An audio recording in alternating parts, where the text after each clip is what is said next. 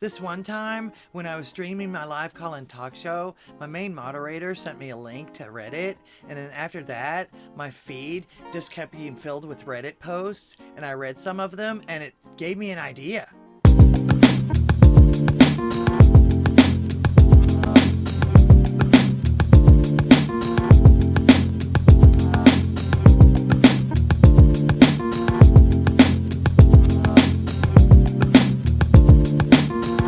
Greetings and welcome to Here's What I Heard, home of the Talk to Me America show, where the world wants to know what you have to say, so call me and tell them like it is.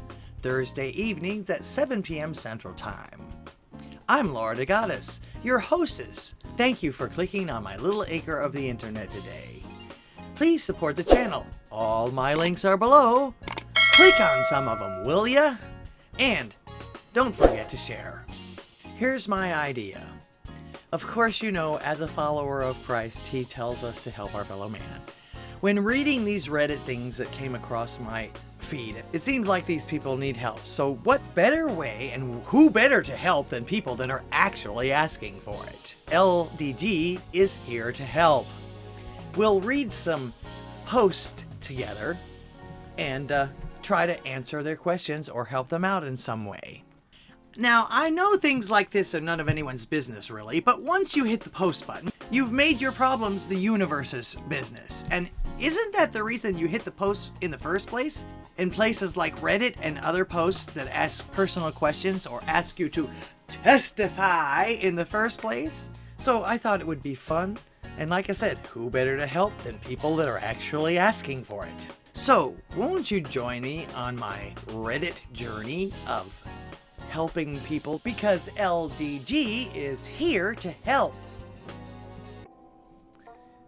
We begin with a 29-year-old female whose 33 male fiance insists on her doing trust building exercises. Now, of course, the use of the quotes usually is extremely ironic, so it sounds like this is not going to end well.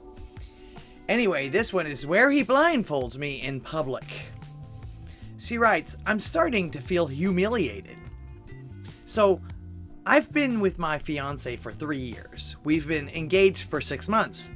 He's always been into building trust. Okay, that's great. I can't think of a relationship that lasts without it. At least to some extent. And doing weird exercises from books he reads or podcasts he listens to. He sounds easily led. You should use that to your advantage somehow, if you can. It started small, like falling backwards into each other's arms. That was a fad. Everybody did that. In fact, that was a party game at one time. Or taking turns giving up control of the TV for a week. But now it's getting a little bizarre. I don't know, the blindfold thing sounds more than a little bizarre, but let's go on. I get it. His newest thing is public vulnerability drills, again in the parentheses, but this doesn't sound ironic, because basically he blindfolds me, walks me through public areas, like Target, the dog park, the farmer's market. That doesn't sound very exciting, while narrating what's going on. Okay, so you're supposed to trust that he's actually taking you to these places and supposed to trust that he's telling you what's going on and you can understand him. Okay.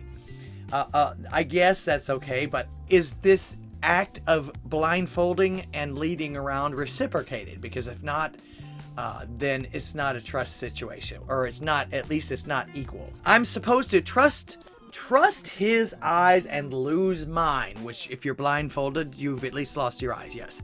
Sometimes he will guide me to smell random fruit, or experience vibrations by touching speakers in electronic stores.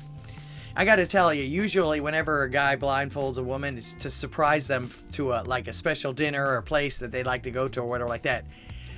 I don't recall anyone actually doing this. Like I say, this is possibly one of those forums, like Dear Abby was. Last weekend, he walked me into a fountain at the mall to test how I react to unexpected stimuli. Well, Here's your sign. That right there is the end of the trust for me. I got soaked, obviously. He said I passed with a B+. Wait. Are we playing school here? Alright, it sounds like this is some kind of fetish, especially with the smelling of the fruit. Man, like I said, it became a little bizarre. I'm not making this up. He really grades me. And again, you shouldn't, if you're telling the truth, you don't have to say a line like that.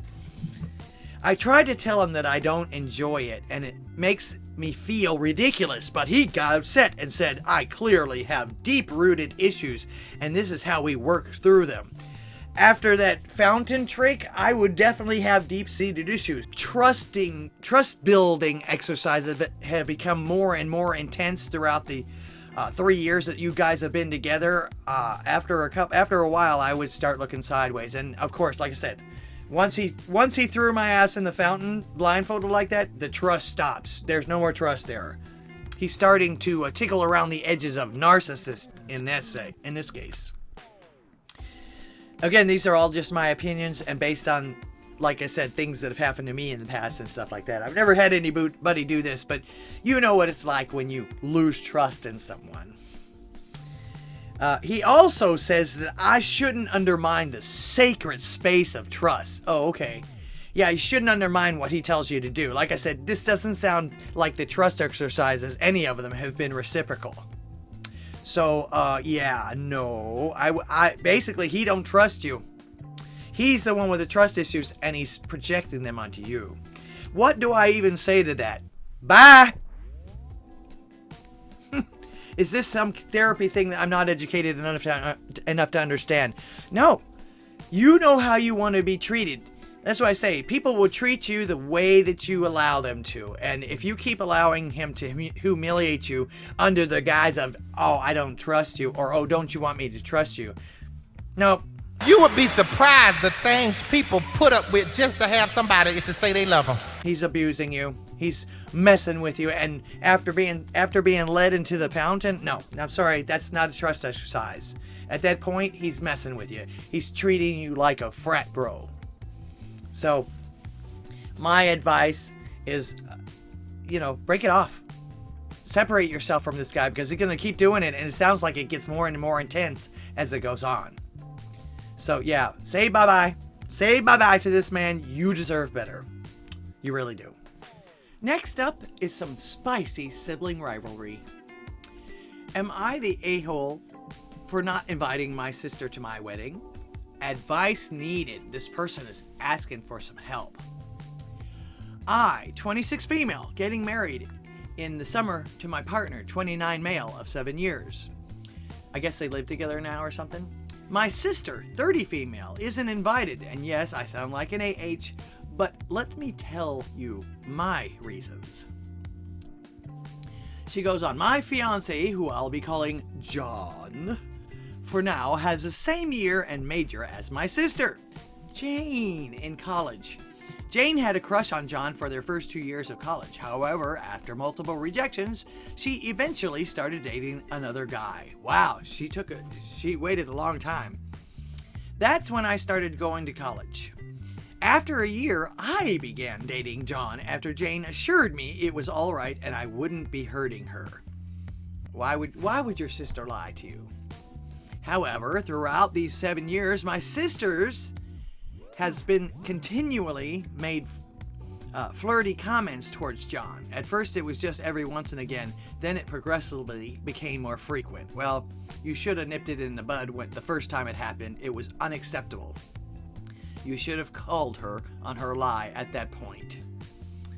What you allow will continue to happen, especially if they think they can get away with it. After our engagement, which was last month, my sister stopped responding to my messages and would ghost me for days before saying she was busy. Here's your sign. That should have told you something. Last night, John came to me and showed me a message that Jane sent him, telling him how much she loved him still, and lying that I've been cheating on him and everything. And everything. What does and everything mean? Cheating on him. what, you got a second family or something? It really hurt, I imagine that. And after thinking it over, I messaged her to let her know that she's been uninvited to my wedding. Today, I woke up to my parents' angry messages telling me I can't do this, that I have to have Jane in my wedding, especially because she was supposed to be the maid of honor. Again, it sounds like they're assuming that because she never mentions that throughout the whole thing. In fact, she probably had not asked her sister to become maid of honor because she was still headed in the back of her head with these little saucy comments through the 7 years. You know what was going on, my friend. I don't think that I should have her after this. However, it's obviously not the same for my parents. Am I the asshole? No, not at all. Again, the very first time she started being flirty with your partner should have told you something. Especially after the history they had. So yeah, sorry, you're not the asshole. And believe it or not, I think you actually avoided some drama at your wedding. Wouldn't you rather have everybody remember it being a happy occasion than probably having some people go to jail at the end of the night? Yeah, you did the right thing, my friend. I would have done the same. And also, stick with that man. He seems very loyal. Otherwise, he wouldn't have shown that text to you, and he might have been going behind your back. You know she was trying to.